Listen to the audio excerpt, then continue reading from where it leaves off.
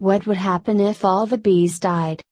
For some people, bees are simply an annoyance. They buzz around, crawl inside soda cans, chase people down the street and sometimes even sting. If you're unlucky enough to be allergic, bees can literally be a lethal threat. Yet, the simple fact is, if bees didn't exist, neither would humans. Accordingly, it's extremely disconcerting that honeybees have been dying at an alarming rate over the past decade or so. At present, the honeybee population in the United States is less than half of what it was at the cessation of World War II. This past winter, 23.2% of America's managed honeybee colonies were lost. The figures were worse during the year prior, but bees are still dying at a disturbing rate, and something needs to change. The U.S. government has stated that bees are now dying at an economically unsustainable rate. Indeed, in the United States alone, bees contribute to $15 billion in crop value. Without them, agriculture as we know it would collapse. Bees. Can't live with them, can't live without them. Even if you hate bees, you need them. They are responsible for much of the food on your plate. Bees perform a task that is vital to the survival of agriculture, pollination. In fact, 1/3 of our global food supply is pollinated by bees. Simply put, bees keep plants and crops alive. Without bees, humans wouldn't have very much to eat. To put this into context, these are many of the crops pollinated by bees: almonds, apples, apricots, avocados, blueberries, cantaloupes, cashews, coffee, cranberries, cucumbers, eggplants, grapes, kiwis, mangoes, okra, peaches, pears, peppers, strawberries, tangerines, walnuts and watermelons. Why are bees disappearing? Presently, there is an ongoing debate surrounding the disappearance of bees. It seems pretty clear that pesticides are the main culprit, however. Since the end of World War II, the use of pesticides in agriculture has increased exponentially. Relatedly, it is now suggested that the widespread use of pesticides known as neonicotinoids is having a detrimental impact on the health of bees. Without bees, these crops would cease to exist. Bees are crucial to our existence as well, thus we must work harder to protect and preserve them. Neonicotinoids, which are chemically similar to nicotine, are an extremely popular pesticide. They are also likely poisoning bees and other pollinators. In essence, pesticides are terrible for the environment, and they are killing the organisms that help the world, and humans, survive. A study from the Harvard School of Public Health found that these pesticides directly contribute to a phenomenon known as colony collapse disorder, CCD. CCD is essentially the process by which honeybees spontaneously abandon their hives.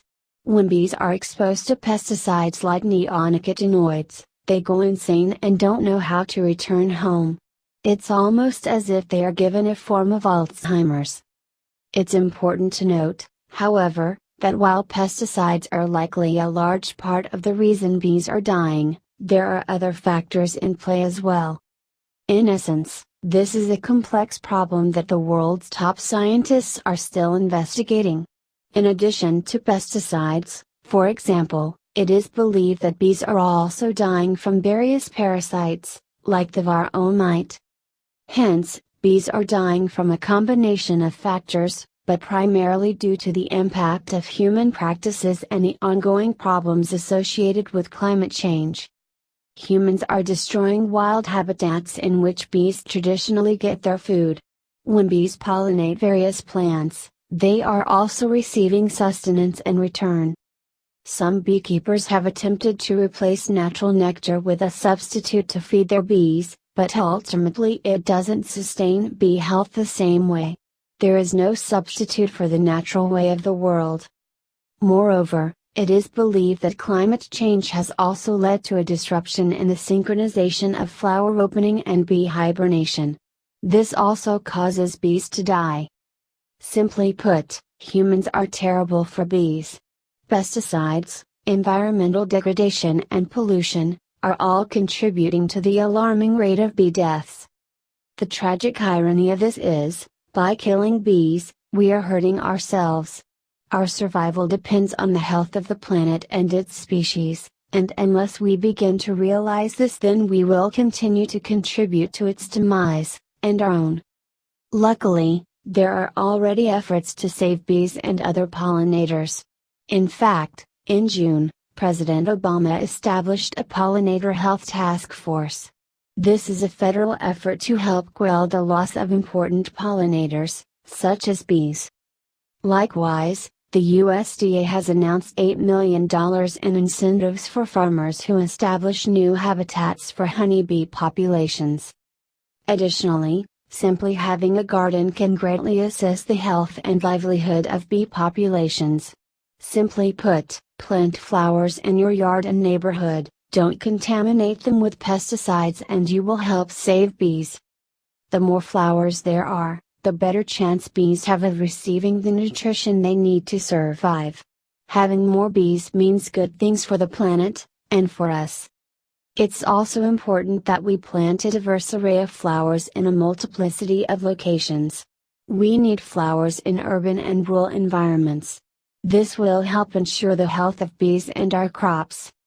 This is not our world alone, we share it with a massive variety of species. Humans have done the most to damage the planet, thus it is our duty to reverse this trend and fight for its health. We only get one planet Earth, there are no second chances. When a species goes extinct, that's the end. We cannot allow bees to go extinct if we have any hope of surviving. Likewise, it's time to open our eyes to the impact of climate change. It's reassuring that studies have shown that due to human efforts, the ozone layer is now beginning to heal, but there is still much work to be done. Protecting the planet will be an ongoing task that requires constant vigilance. There is no better time than now to begin reversing the detrimental impact humans have had on the environment. The first step is educating people on the problem, and how they can contribute to a solution. This is an endeavor that will require the participation of all of the world's 7.1 billion inhabitants. When it comes to the survival of the planet, we cannot afford to be ignorant or apathetic. We can save the bees,